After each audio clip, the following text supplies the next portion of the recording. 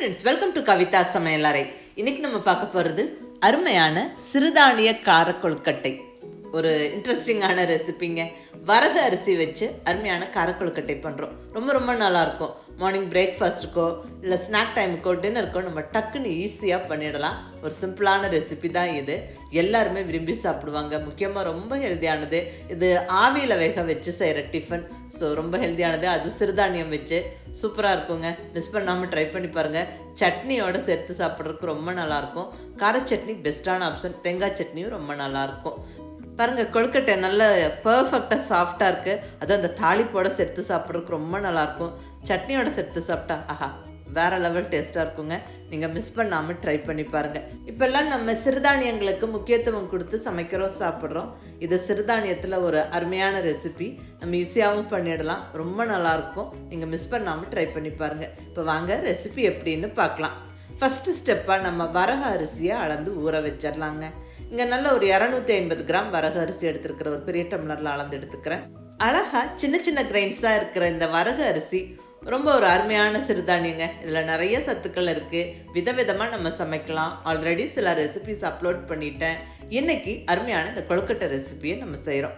First ஒரு நல்ல ஒரு அகலமான பவுலில் இந்த சிறுதானியத்தை அளந்து சேர்த்துக்கிட்டு நல்ல ஒரு 3-4 வாட்டி கழுவிட்டு இப்போ நல்ல தண்ணி விட்டு ஊற வச்சிடலாங்க. ஒரு 1.5-2 மணி நேரம் ஊறட்டும். நல்லா ஒரு 2 மணி நேரம் ஊறினதுக்கப்புறம் இப்போ ஓப்பன் பண்ணுறேன். பாருங்கள், இந்த வரகரிசி நல்லா ஊறி ரெடியாக இருக்குது. இப்போ இதை நம்ம அரைச்சிடலாம். மிக்சியில் அரைச்சிடலாம். மிக்சி ஜாரில் தண்ணியை வடிச்சிட்டு கம்ப்ளீட்டாக ஊறின வரகரிசி எல்லாம் சேர்த்துருவோம். வரகரிசி கம்ப்ளீட்டாக சேர்த்தாச்சு. இப்போ இதில் ஒரு 1/2 ஸ்பூன் உப்பு சேர்த்துருவோம். நல்லா தேவையான அளவுக்கு தண்ணி, இங்கே ஒரு 200 ml தண்ணி சேர்த்துக்கிறேன்.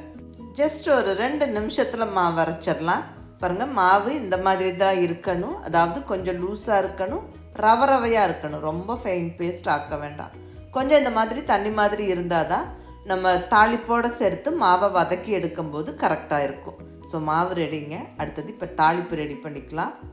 இங்கே நல்ல ஒரு அடிகனமான கடாயில் ஒரு 2 ஸ்பூன் அளவுக்கு எண்ணெய் சேர்த்துக்கிறேன். இதில் 1 டீஸ்பூன் கடுகு, 1 டீஸ்பூன் உளுந்தம்பருப்பு, அடுத்ததாக 1 டீஸ்பூன் அளவுக்கு கடலைப்பருப்பும் போட்டு நல்லா பொரிய விட்டுறலாம். இப்போ இதில் பொடியாக நறுக்கி வச்சுருக்கிற கருவேப்பிலை சேர்த்துருவோம். அடுத்தது பொடியாக நறுக்கி வச்சுருக்கிற ஒரு 3 பச்சை மிளகாவை சேர்த்தாச்சுங்க. வரமிளகாவும் பொடியாக நறுக்கி சேர்க்கலாம். அது ஒரு இன்ட்ரெஸ்டிங்கான ஃப்ளேவர் கொடுக்கும். உங்கள் இஷ்டம்.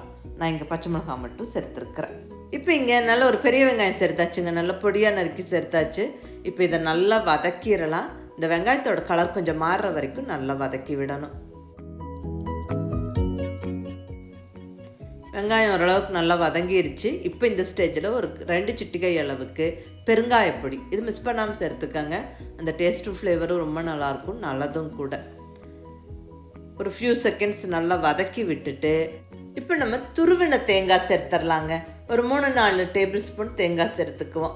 நல்லா வதக்கி விட்டுருவோம் ஒரு நிமிஷம். இந்த தேங்காய் சேர்க்கும்போது ரொம்ப நல்லாயிருக்கும். இந்த கொழுக்கட்டை சாப்பிட்றப்ப நல்ல ஒரு இன்ட்ரெஸ்டிங்கான ஃபீல் கிடைக்கும். அடுத்தது நல்ல பொடியான நறுக்கின கொத்தமல்லி இலை ஒரு கைப்பிடி சேர்த்து விட்டு ஒரு ஃபியூ செகண்ட்ஸ் வதக்கிட்டு இப்போ இந்த தாளிப்புக்கு தேவையான உப்பு, ஏற்கனவே மாவு அரைக்கும் போது நம்ம உப்பு சேர்த்துருக்குறோம். ஸோ அதை ஞாபகம் வச்சுட்டு தாளிப்புக்கு தேவையான உப்பு சேர்த்துக்கங்க. ஒரு ஃபியூ செகண்ட்ஸ் வதக்கி விட்டுட்டு இப்போ நம்ம அரைச்சி ரெடியாக வச்சுருக்கிற அந்த வரகரிசி மாவை கம்ப்ளீட்டாக சேர்த்துருவோம். அடுத்தது ஸ்டவ்வை மீடியம் ஃப்ளேமில் வச்சுக்கிட்டு இந்த தாளிப்போடு சேர்த்து இந்த மாவை நல்லா கிளறி கொடுப்போம். ஒரு 1-2 நிமிஷத்துலேயே மாவு நல்லா வதங்கி நல்லா கெட்டியாயிடும். ஒன்று சேர்ந்துடும் மாவு ஃபுல்லாக.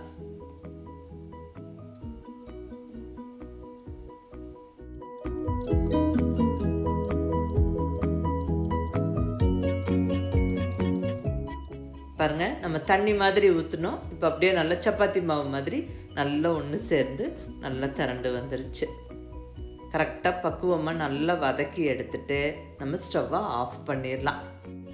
கையை ஈரம் பண்ணிக்கிட்டு இப்படி தொட்டு பார்த்தா கையில் ஒட்டக்கூடாது. இதுதான் கரெக்டான பக்குவம். இப்போ இந்த மாவை ஒரு அகலமான பவுலுக்கோ தட்டுக்கோ நம்ம ட்ரான்ஸ்ஃபர் பண்ணி விட்டுறலாம். ஏன்னா இந்த கடாய் வந்து ரொம்ப சூடாக இருக்கும். அப்படியே விட்டுட்டு இருந்தால் மாவு ட்ரை ஆயிரும். ஸோ நான் இமீடியட்டாக வேறு ஒரு பவுலுக்கு ட்ரான்ஸ்ஃபர் பண்ணிட்டேன். கொஞ்ச நேரம் ஆற விட்டுட்டு கை பொறுக்கிற சூடு வந்த உடனே நம்ம கொழுக்கட்டையாக பிடிச்சு எடுத்து வச்சுக்கலாம். நம்மளுக்கு பிடிச்ச ஷேப்பில் நம்ம உருட்டிக்கலாங்க. இப்படி உருண்டை உருண்டையாகவும் உருட்டிக்கலாம், சின்ன சின்ன உருண்டையாக நீர் உருண்டை செய்கிற மாதிரியும் உருட்டி எடுத்து வேக வச்சுக்கலாம். இது இப்படி பெரிய பெரிய உருண்டைகளாகவும் பிடிச்சு எடுத்து நம்ம வேக வச்சுக்கலாம். அதெல்லாம் நம்ம விருப்பங்க. நம்ம சௌகரியப்படி நம்ம உருட்டி எடுத்து அந்த ஸ்டீமிங் பிளேட்டில் அடுக்கி வச்சுருவோம். இப்போ கம்ப்ளீட்டாக எல்லா மாவும் நல்லா உருட்டி எடுத்து அடுக்கியாச்சு. நான் இங்கே 250 கிராம் அளவுக்கு வரகரிசி அளந்து மாவு அரைச்சிருந்தேன். ஸோ நான் பிடிச்ச சைஸுக்கு இங்கே ஒரு 14 கொழுக்கட்டை வந்திருக்கு. கொழுக்கட்டையெல்லாம் உருட்டி ரெடியாக இருக்குது. அடுத்தது நம்ம ஆவியில் வேக வச்சு எடுத்துடலாம். இட்லி பாத்திரத்தில் தண்ணி ஆல்ரெடி கொதிக்கிறதுக்கு வச்சுருந்தேன். அது கொதிக்க ஸ்டார்ட் ஆகிடுச்சு. இப்போ நம்ம இந்த இட்லி பிளேட்டுகளை கேர்ஃபுல்லாக உள்ளே வச்சு விட்டுடலாம். இட்லி பிளேட்டுகளை அடுக்கியாச்சு. இனி மூடியை போட்டு விட்டு ஸ்டவ்வை மீடியம் ஃப்ளேமில் வச்சுக்கிட்டு ஒரு 10 to 12 நிமிஷம் நல்லா வேக வச்சு எடுப்போம். பர்ஃபெக்டாக அந்த கொழுக்கட்டைகள் வெந்துடும். 12 நிமிஷம் கழித்து இங்கே ஓப்பன் பண்ணுறேங்க. வா, நல்லா கமகமன்னு வாசம், அந்த தாளிப்பு வாசம், அந்த வரகரிசி வெந்த வாசம் சூப்பராக இருக்குங்க. அவ்வளோதாங்க, சுட சுட அருமையான வரகரிசி கொழுக்கட்டை ஜம்முன்னு ரெடி ஆகிடுச்சு. இது சுட சுட சாப்பிட்றதுக்கு ரொம்ப ரொம்ப நல்லாயிருக்குங்க. மிஸ் பண்ணாமல் ட்ரை பண்ணி பாருங்கள். இதை நல்லா பிளேட்டிங் பண்ணி அழகாக ஒரு சட்னியோட பரிமாறினா ஆஹா, ஒரு அருமையான டிஃபனுங்க. ஹெல்த்தியான டிஃபன், பிரேக்ஃபாஸ்ட் டைமுக்கோ டின்னருக்கோ இல்லை ஸ்நாக் டைமுக்கோ பெஸ்ட்டான சாய்ஸு. ஆவியில் வேக வச்சு செய்கிற அருமையான சிறுதானிய கொழுக்கட்டை. ஸோ மிஸ் பண்ணாமல் ட்ரை பண்ணி பாருங்க. இந்த கொழுக்கட்டைகள் சட்னி இல்லாமையும் சாப்பிட்லாங்க. ஏன்னா நல்ல தாளிப்பெல்லாம் சேர்த்துருக்குறோம். ஸோ அதோடவே சாப்பிட்றதுக்கு ரொம்ப இன்ட்ரெஸ்டிங்காக இருக்கும். கொழுக்கட்டை பாருங்கள் எவ்வளோ பர்ஃபெக்டாக வெந்திருக்கு. நல்லா சாஃப்டாகவும் இருக்கும். சாப்பிட்றதுக்கு ரொம்ப நல்லாயிருக்குங்க. அதுவும் அந்த தாளிப்போட ஆஹா ரொம்ப ரொம்ப நல்லாயிருக்கும். சட்னியோட பெஸ்ட்டாக இருக்கும்.